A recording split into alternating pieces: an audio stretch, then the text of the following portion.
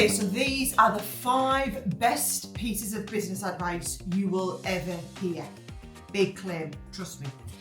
Number 1, you need to be focused, okay?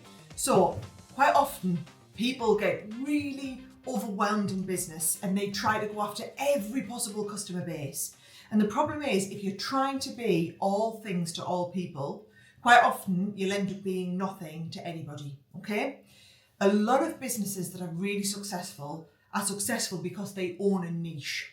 If I take my own business, within the craft business, we weren't just within a niche, as in craft, we were a niche within the niche. We focused on papercraft within the craft industry. And even within the niche that is papercraft, we went after a specific customer base. And you could be the world to that customer. And it's better to be the world to one customer base than try and be all things to all people, okay? And if you think about that in like an everyday life as well, focus is brilliant. If you think that you're a prolific multitasker and you can sit on a Teams call and at the same time be busy doing emails, actually splitting your focus across multiple things means nothing's getting your attention, which means you're not doing a great job of anything, either your emails or being present on that call. So try and just keep focused on one thing. It's okay to switch your focus from one to the other, but stay focused on one thing. If you're 100% committed to one thing, to the task in hand, you will always do the best job of it, okay? Now, number 2, set goals, okay?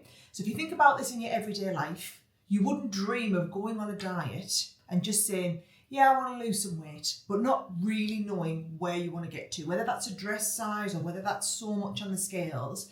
Having an idea of where you want to get to and some milestones of success along the way is a surefire way to enable you to succeed, okay? So by setting key performance indicators, KPIs, you're going to know when you have achieved certain things within either your business or within your life. I try to use goal setting in all areas of my life, not just in my business. Now, if we are thinking specifically within business, goals can be things like a revenue plan, or it can be a target for profit. It might be a set of customers, certain customer number you want to achieve, or something like increasing your average spend of a customer. Those are all different examples of goals that you can set yourself. And what I would encourage within goal setting, we're going to be smart. We're going to be specific. We're going to be measurable. The goal that you're setting is measurable. It's got to be achievable. That's the A. Realistic, which is the R, and then T is time set. So you're going to set yourself what you want to achieve within a certain time, okay? Third thing that you need to be is adaptable, okay? You've got to be prepared to adapt and change your plans to react to situations. And the most prolific example of that is the pandemic. Look at how all the businesses that succeeded through the pandemic were able to adapt their business model and really change things, how they were doing things in their business. And, you know, it shouldn't just be reserved for challenging times. You should be looking at how to adapt your business model all the time. And a couple of great examples of this. If I look at Kodak, okay? Kodak used to be the biggest photographic company in the world.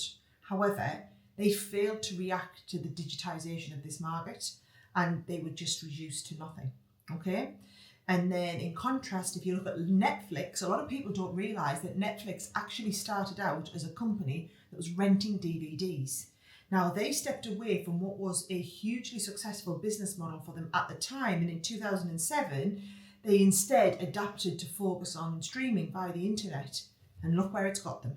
Okay, so adaptability really is key.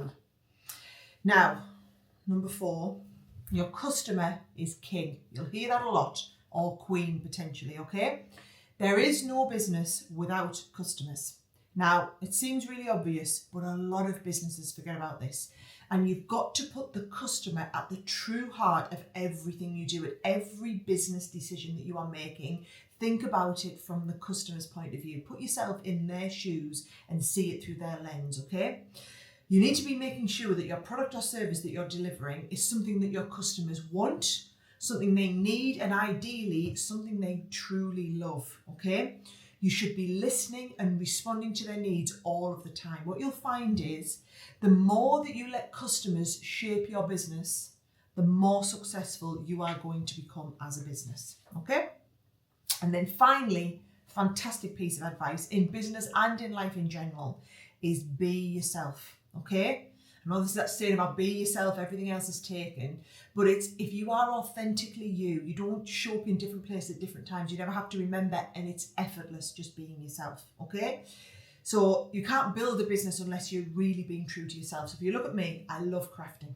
I love the challenge, I love the creativity, I love the diversity. I love people who do crafting and are in love with crafting.